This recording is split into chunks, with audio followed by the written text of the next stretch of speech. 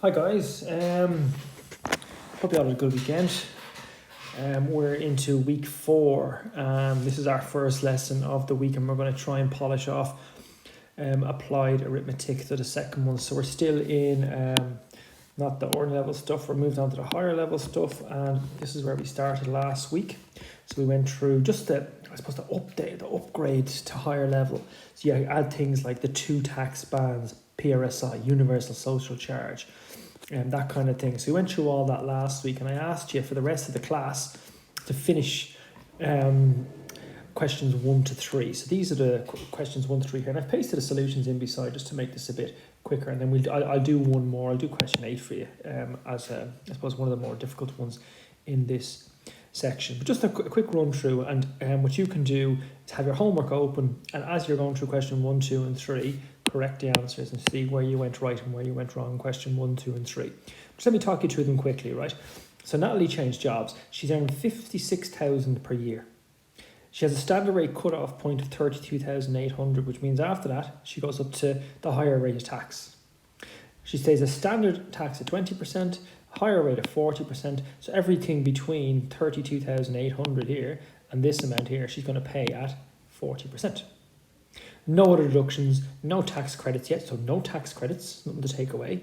Calculator net income. So if you go over the solution here, here's her total amount. So they say, right, she earned €32,800.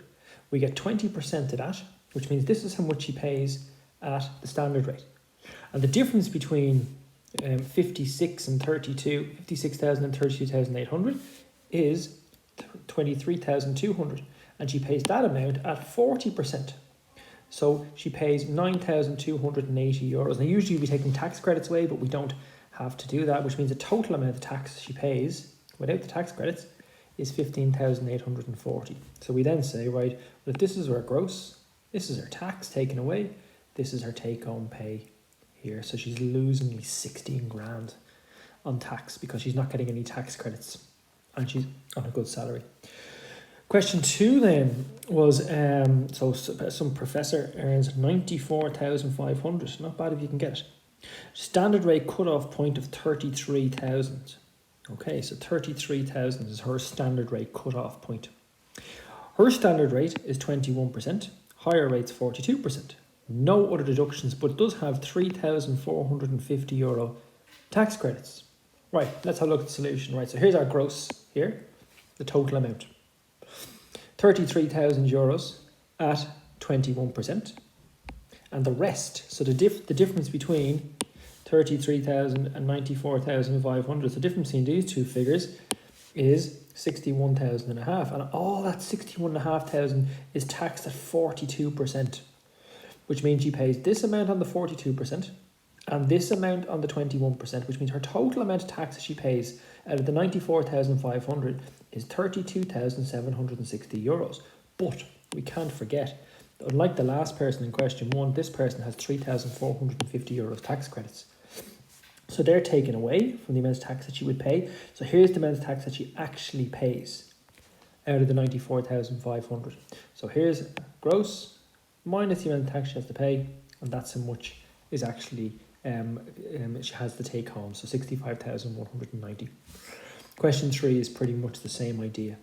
Okay, so question 3 is you work out the 20%, you work out the 42%, you add them up to get the total amount of tax, take away the tax credits. Is it tax credits? Yeah, and to get the tax payable. So in this case, they're only looking for tax payable. They don't ask you to do this sum at the end. They just want the tax payable. So you don't have to do the last sum. Right, I'm just going to move this out of the way, the solution, but you'll have them there if you want them. So I can fit in a question 8. Oh, it leaves all the highlighted stuff behind. Okay, I'll look at all the highlighted stuff, right? So I can fill in questions. So I can fill in question 8 to show you one live. Okay, so let's have a look at question 8. So let's have a look at question number 8. So question number 8 says Jenny has tax credits of €3,800 for the year. Right, they're giving us tax credits first, that's fine. Standard rate cut-out point is 32,000 euros. Her gross income is 45,000 euros. Standard rate 20%, and the higher rate is 41%. Calculate her total tax payable. Okay, right. So we'll do it the way they did it in the solution book, sure, why not? So we have, what's our total? 45,000 euros. One of these three type diagrams. 45,000 euros, that's split into two. So how much are we looking at? So 32,000 euros is charged at 20%. And the rest, so the difference between 32 and 45 is going to be 13,000 euros. That's going to be charged at 41%. So we work those two out.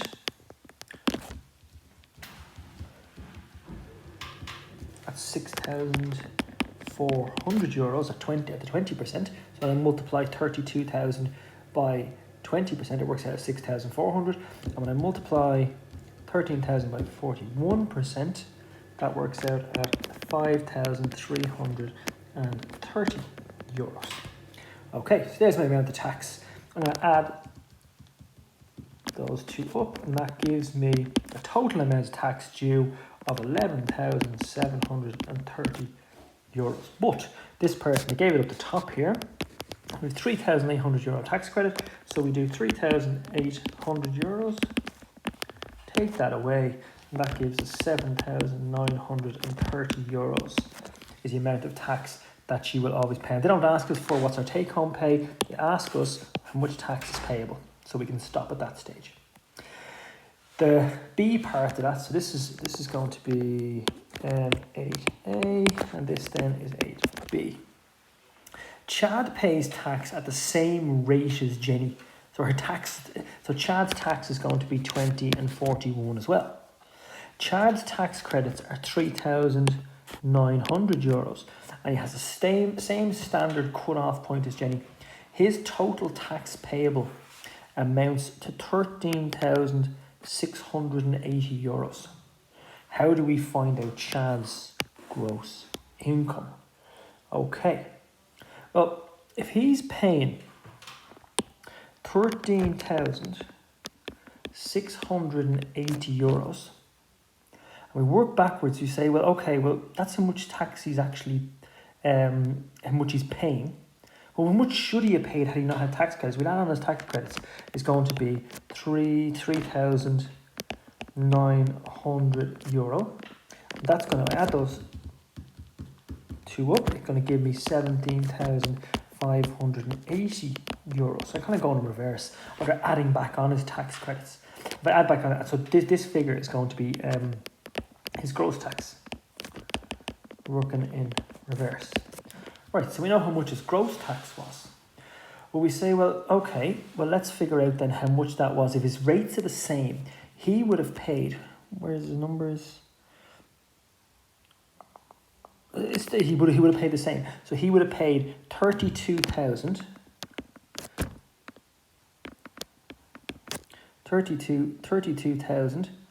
by 0.2 or 20%, which would have been 6,400 euros. And the tax at 41% would be equal to 11,180 euros. Remember, it's the same as Jenny's. Same as Jenny's, yes. Okay. And then, so we're saying, well, if the tax is paid at 0.4 at 41% is 11,000. Let's find out 1%. So we have 11,180 divided by 41%. That is going to be equal to 27,268 euros and 29 round down 29 cents. So if I add that on to the 32,000 that we found here, that is going to give us 59,268 euros and 29 cents. Check that again. Yes, 59,268 euros 29 cents. So it's the reverse of the way we would have done it before.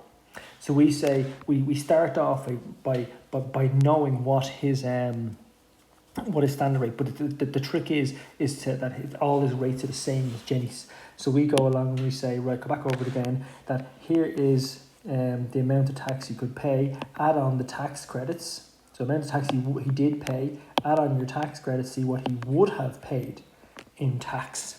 And you say, right, well, if that is how much he would have paid in tax, well, how much did he pay at 20% and how much did he pay it at 41%? Well, at 20% he paid this amount. At 41% he paid that amount. So we say, right, we're going to find out what 1% is. So we divide 11,180 from by 41%. And add it back on to the 32,000 that he paid to find out what his gross income was for the year. And if I wanted to check that answer, I could go backwards. I could take this number here, and I could say, right, let's get 20% of it, of 32,000.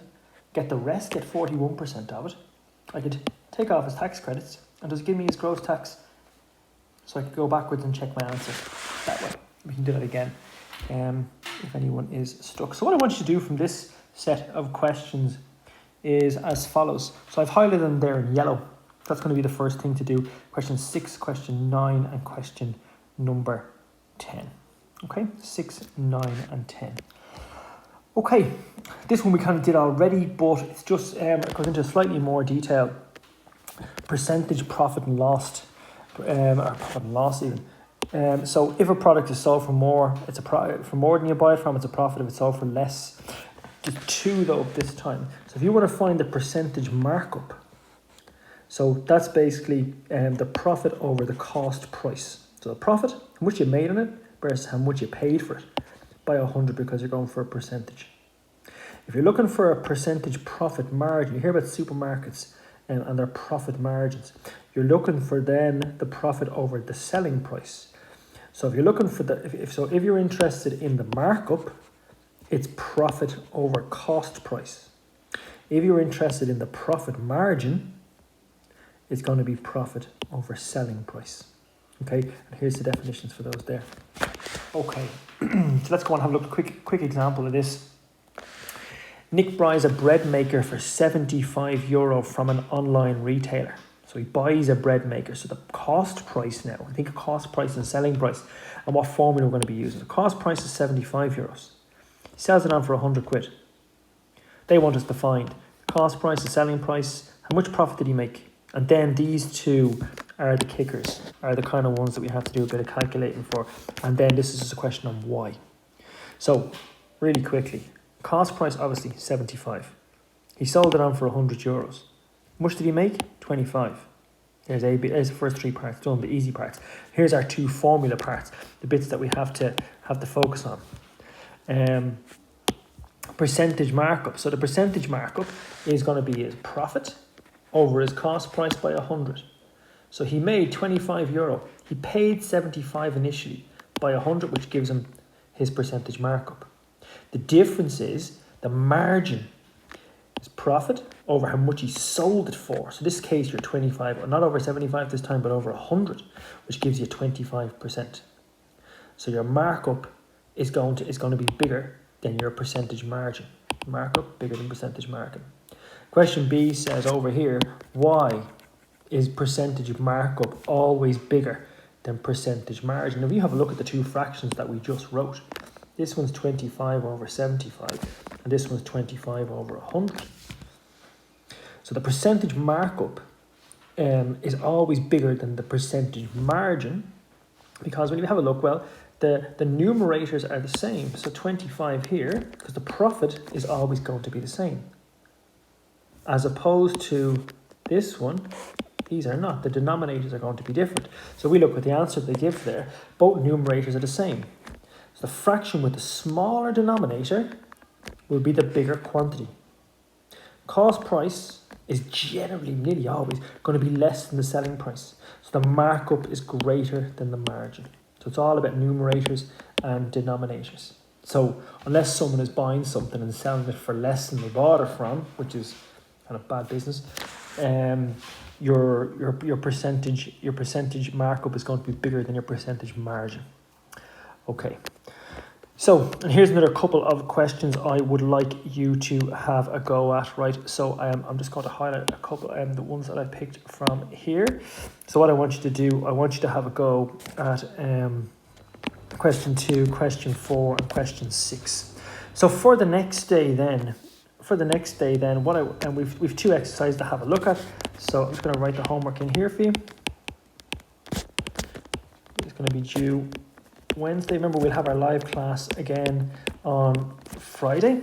We'll probably have a few more questions and issues this week because this is kind of more difficult stuff. Okay, so it's going to be exercise 10.3, questions 2, 4, and 6, and then exercise 10.2. Which ones did I pick in 10.2? They're highlighted there for you. 6, 9, and 10. Okay. Questions 6, 9, and 10. So give those a shot in the rest of the class. They should take no more than the rest of the class plus 15-20 minutes between now and Wednesday, and we'll correct those the next day. I'm sure you'll have some questions about these because they are definitely a step up, and then we're back to higher level compound interest. One more exercise, and then we're done with arithmetic. Okay, so there's the homework. There's the homework that's due for Wednesday. And have a great week, everyone. And any questions at all in the meantime, if these homeworks annoying you, email me, leave a message on Schoology, and I will get back to you quite quickly. And make sure you upload all the questions when you've them done to the homework section of your OneNote, and then they're there for you to correct when we have our next video.